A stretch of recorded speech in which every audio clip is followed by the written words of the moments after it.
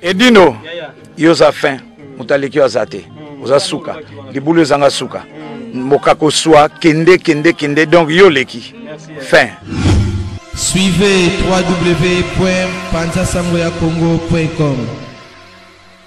Une image motazo Panza Sangoya Paris partout. Yé tolo to bangela kaete. Yé pona bilili tolongola ye.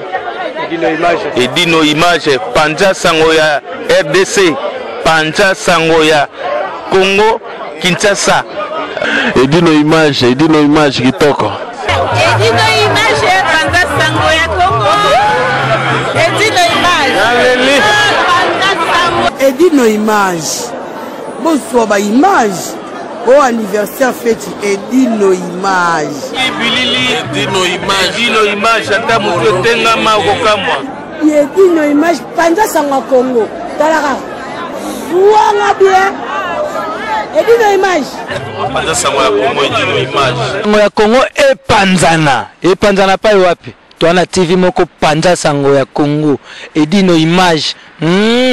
Kitindindi chakudidi so taite ba chekai pepe mokonzi wa Isa pesa le comme ça la clôture là fonctionne station lelo bon mbote na bande konos Holanda ouais c'est pour Isa pepe mokonzi doé awawa pona ko la jalousie tenir bande bazo kanisa le link bande kona biso ya ba taliban to benga kaba mais quand vous en a conscience bitumana biso ezali contre Félix c'était mais bitumana contre Misala et Félix. Si nous sommes là c'est pour réclamer la justice, c'est pour dire non à l'impunité. On ne peut jamais accepter bato ba bomimboka ba violer ba congolais Aïbi Wambongo, Bomi Congolais, et ces gens-là continuent toujours dans la carte de pouvoir. Et l'autre va accepter. Félix a sali bakor naye na batunaye et engagé Mboka. C'est-à-dire à la mouki, albi que yon okangayote, na okangayote. C'est comme si finalement ça la na carte de chambre naye, donc c'est à lui maintenant de pardonner ce qu'il fait, de condamner ce qu'il lui fait. Nous sommes là pour la justice. Et tant que ça va toquer, combat Osama Molimo, on nous traite de tous les noms. Tant que ça va toquer, Poto et Zali, le col à Mambele Kala Congo, que Awawa, Félix, à tout cas, jamais qu'on a la bienvenue, tant qu'il y a qu'on continue pour protéger Barwandais. Tant qu'il y a qu'on continue toujours, na impunité au Salama. Le bienvenu à la poto. Nous ne sommes pas déjà tout ça contre mais pour réclamer la justice. Il y a plus de 4500 personnes, plus de 4500 dans la province. Il y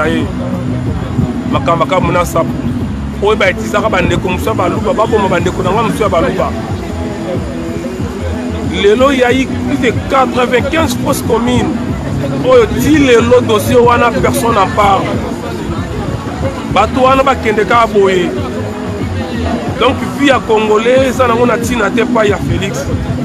Donc pour na Félix pouvoir na yé, ils en a valeur pour les via ba congolais. Le 19, le 20, le 21 janvier 2015, au Chabo Azali Kassayen, à Boma, plus de 450 personnes. Il y a eu 82 fausses communes. Et Bobo Sanate massacre, ça mène à bas Congo, il vous souviendra guerre et Salamaka na Makobo en 2000. Oyo ba Rwandais na ba Ougandais ba Bunda na 4 ya mabele ya Congo. Donc c'est comme deux ans na kati ya mboka Belgique wa ba français ba yena ba allemand ba yeko s'affronter na kati ya Belgique ba bomi ba belge et makamane leki 42 wana masolo na zolo ba esalama na kati ya mboka ya ngana yozo tala ba plus de 2000 personnes ba kufa na affrontement ya ba Ougandais na ba Rwandais na kati ya Congo. Donc potala binomoko bato wana bazali impuni jusqu'à présent ndako touché bango te makambo eleka na Congo bandeko nanga esala pasi esala pasi parce que bandeko na biso tobenga bataliban bazo comprendre ka situation ya mboka te na bisa no bandeko personnellement nayebi que Félix na bomoto na ye en tant que mutu c'est pas un mauvais. Félix na bomoto ne boye c'est pas un mauvais. Mais par rapport à bakor oyo ya signaki par rapport à solo na salaki yango moni azala singana kinga kosa eloko to to salaki lobi bandeko na ngai ezalaki message très fort pour la communauté internationale au boyoki pendant partout bataliban oto o baganga pendant 9 mois baganga pendant 9 mois na kati ya ba merci toko bataliban o baganga pendant 9 mois ba to sa ba vidéo que bakobeta hier ezalaki moment moko très important to okuta to s'affronter ndenge balobaki batu nyonso wana nata moko tamonanaki Félix a un rendez-vous hyper important avec négocier avec les entrepreneurs belges pour investir dans le Congo. Ça dit c'était vraiment un rendez-vous officiel. Oh, il fallait que quand même les Taliban tous s'affronter. Il y a eu une dizaine de voitures, il y a Bambila, il y a policiers, voitures blindées, il y a armée belge, hélicoptère pour protéger Félix Olobi Kazali béton. Fatih béton, mais il fallait que Fatih béton à Salama Mounaïmoko. Fatih béton, mais il fallait que Fatih béton Abima na libanda atambola librement. Après ça va tenir son mot parce que c'est le président du Congo le Boloba. Pourquoi Félix ne pouvait pas Kobima Bosso ba Congolais? A quitté la voiture na yelongina c'est a kokita kotomba la boete azo pesa mbote na mire esika bato bazate mais soki na gauche apesi na droite Sony du jamais vu na combat bato batelemi libanda de 8h à 21h sans kolia sans komeleloko etikala osala matin na combat de 8h à 21h libanda tozeli Félix tobandi makambo nyonso wana. C'est pour vous dire que chef n'a combat à la raté, leader n'a combat à raté. Le combat c'est un état d'esprit. Oya quoi il m'a remplacé. Parce que tant qu'il pas vite à bandara combat oyo, histoire à Congo à la raboité. J'attends souvent les talibans. C'est qui au juste? Ouais, moi n'entends Congoï. On posait question on a. Talibans ils sont extrémistes. Les extrémistes, plus, ce sont des terroristes côté Afghanistan, côté Irak. Donc, ce sont des extrémistes, des terroristes. Un extrémiste, c'est quelqu'un qui a toujours raison, il a la place. Donc, le Taliban parce que pour les Bango, tout ce que Félix fait, tout ce que la famille Tshisekedi fait, c'est normal, c'est bien. Donc, au jamais que la famille Tshisekedi, encore moins à Félix, tu ne peux jamais critiquer. C'est-à-dire que tu peux être loba. Donc, balingi biso nyonso to sala toujours na sima ya moto. Lelo rendez-vous na bango za nini?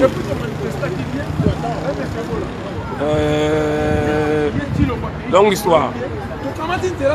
Le rendez-vous na bango ezali que Félix akokutana na groupe ya bataille de pes au moins 95% baza ba Kasaïen.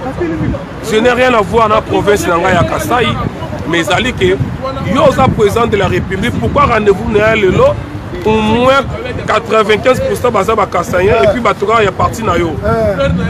Donc oza président de la République était, oza président d'un parti et to humilier yo nenge to prometaki yo ceux qui coûtent ça na mboka oyo koleli to humilier bongo na France na Allemagne aux années. Donc bande ko ngai tant que ba Rwandais ba ko continuer na Congo, tant que injustice ko continuer, tant que l'impunité ko continuer, Félix ne sera jamais le bienvenu ici en Europe. Oya ko zonga na ndenga zo zongo italié nous ne sommes pas contre Félix, mais nous sommes contre cette démarche.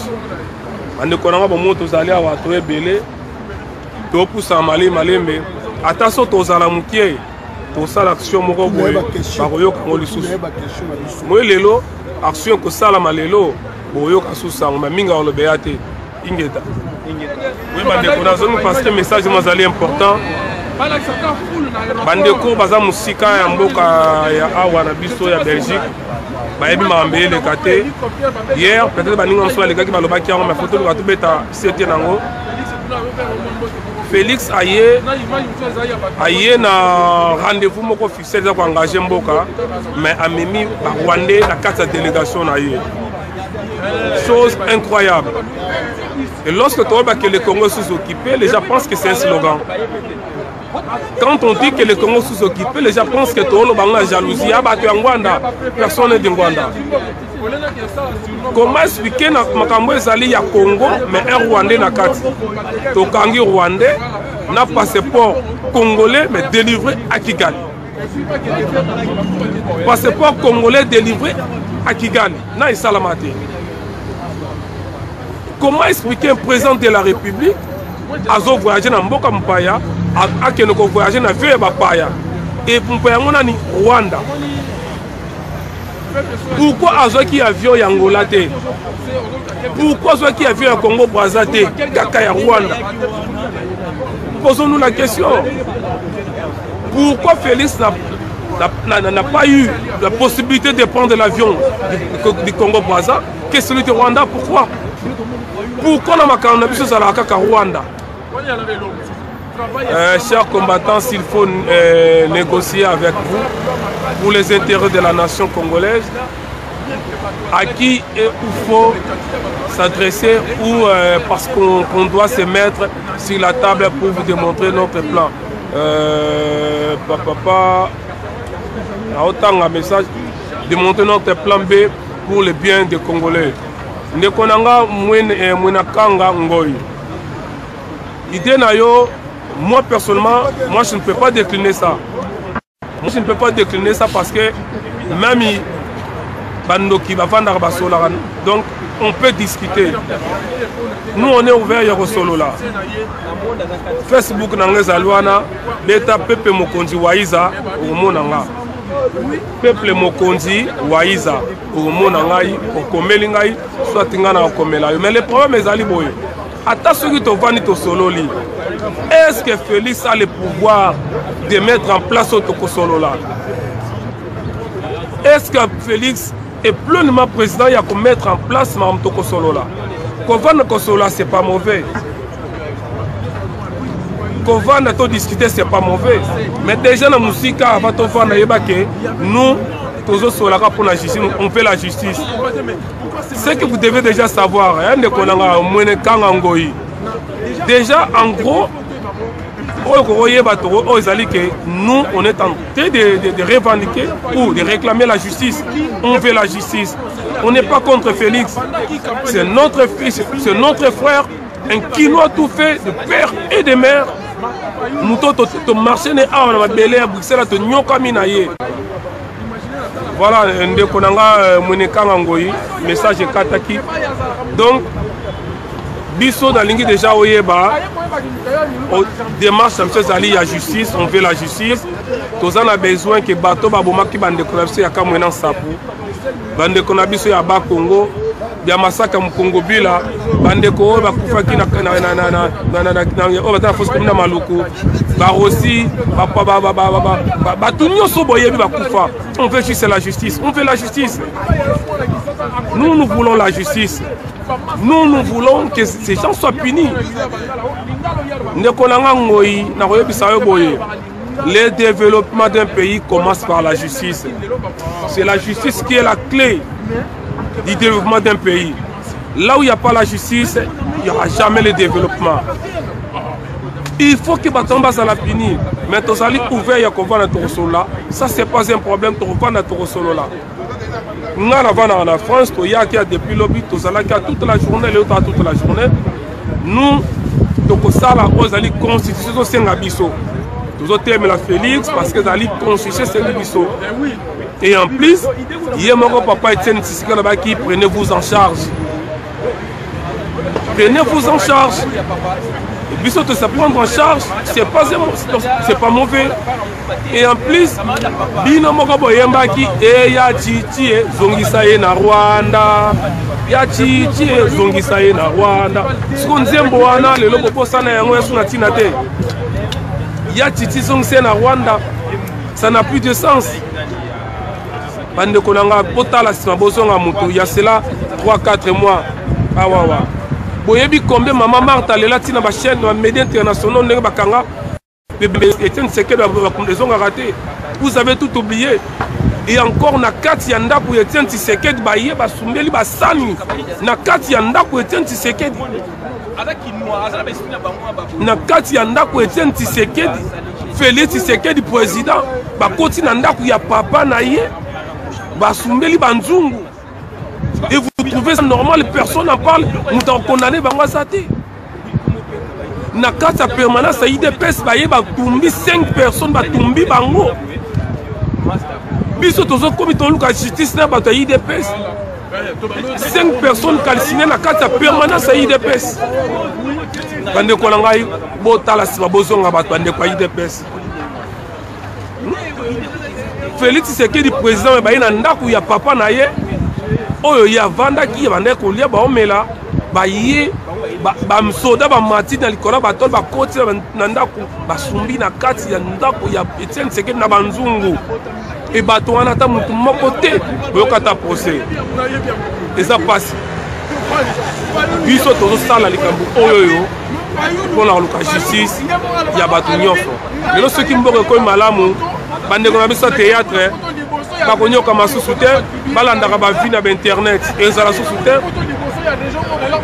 bomoni bamusicien bakuta okufa Arafat na age na ye tala mbongo atiki mais soko ozwi tabule azala succès koleka tika mbongo wana te papa ye matiki mbongo wana te bamusicien moko te bakomi na niveau bapeti wana badavido wana Kofi bobengaka mopao Kofi mopao akokani na mbongo ya Davido te mais Davido abimi lobilobia. Vous savez pourquoi? Parce que mboka na bango ministère ya critique eza kosala.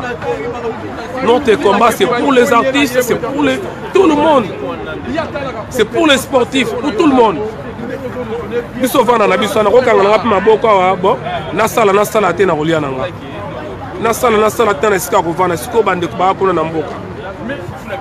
Bon comprendre, nous ne sommes pas haineux, nous ne sommes pas des voyous comme pour les Français, nous ne sommes pas je sais pas moi, nous sommes là parce que nous voulons la justice, nous voulons que ces gens soient punis sévèrement. Mbongo ya Congo ezonga, et biso na Félix, tovanda totonga, mboka na biso koya. Ingeta, ndeko nanga mwena Congo na peso mbote na ozela suite na yo.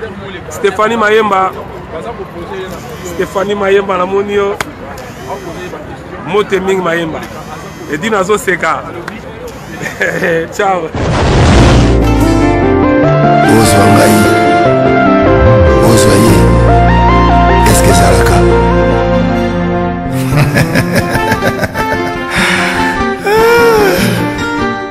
Patrick Malovengi, Global Express.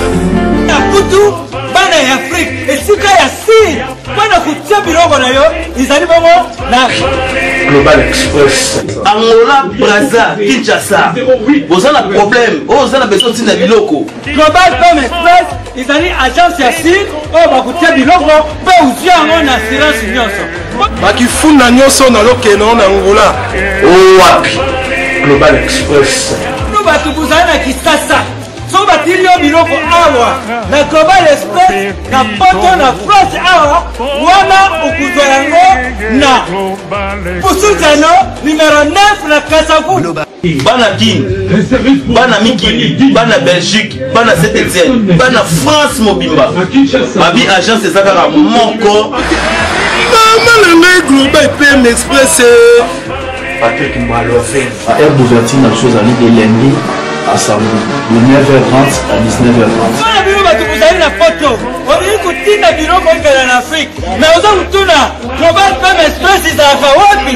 Ils ont ici à Koukoulmate. Ils ont vraiment la Satorus. Ils ont la Satorus, au côté Satorus. Au tourné numéro 25, Green Léon, Bandikou. wana okomona Global Femme Express. Global Express ils ont aidé la population congolaise communauté na biso oyo toza na France pour rejoindre la déronation bazar na étranger précisément na Congo, Kinshasa, Angola et Brazzaville. Nous avons toujours de la colis, nous avons la fret dans conteneur, le fret maritime, nous avons le fret aérien et le dans l'avion. Le team de la petit colis, la colis express, où cela va des jours. Et ce qui est à Wanate, nous avons un service funéraire. Au cas où j'ai pour un décès, pour hésiter, tout le monde a mis au fouti à la poto, au salut maramion sur ma kin, la dengue et à biso la poto. Au l'équipe agence, au jus DVD nayo, au monde de prestation et les cas qui n'akin selon vous nayo. Bandiku, Global Femme Express, ils ont une agence ici, au Bakutia Biloko, mais aussi en assurance nyonso. Pour la biso awa, ils ont rapidité, confiance, non sérieux. Global Express, rapidité, confiance, sérieux. Là, si vous avez Biloko, c'est on a quelque chose